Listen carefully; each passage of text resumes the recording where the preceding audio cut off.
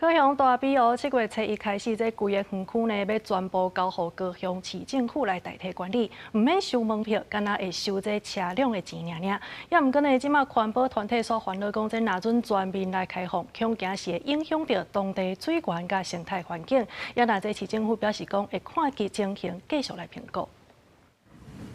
一行入大比王园区，会当看到路面已经钉空过，标线嘛是新画，要互用路人行的专用道嘛，拢已经做好势。对7月初1起，大比王风景区将交予市府代管经营。以早是高雄市民买门票，后续除了去机车入园爱收钱以外，全民拢免入门票。公园处强调，会加强对环境的维护，不过民众要提出一寡改善建议。是否加强园内环境清洁与绿化整理、道路整平、人行动线的优化？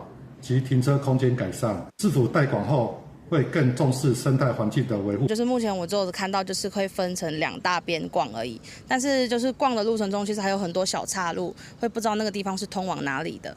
对，还是希望就是可以有很多的明确的指示。脚踏车、行人，然后机车跟汽车，标示要再清楚一点，对不对？就是不要把它全部都混在一起。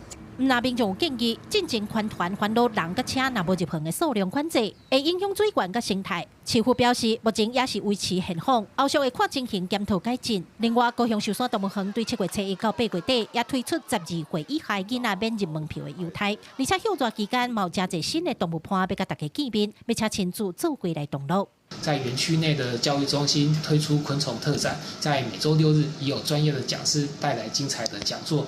最令人期待的是，来自六福村的动物新朋友，有我们的美洲野牛、孟加拉虎及非洲狮，在7月份起也正式来与大小朋友见面。 市府表示，无论是大比乌，也是寿山动物园所推出的免门票优待，目的拢是希望会当使民众较接出来外面行搭，也可在地景点会当有人流，得到进一步的发展。记者郭家如、邱朝阳、高雄场报道。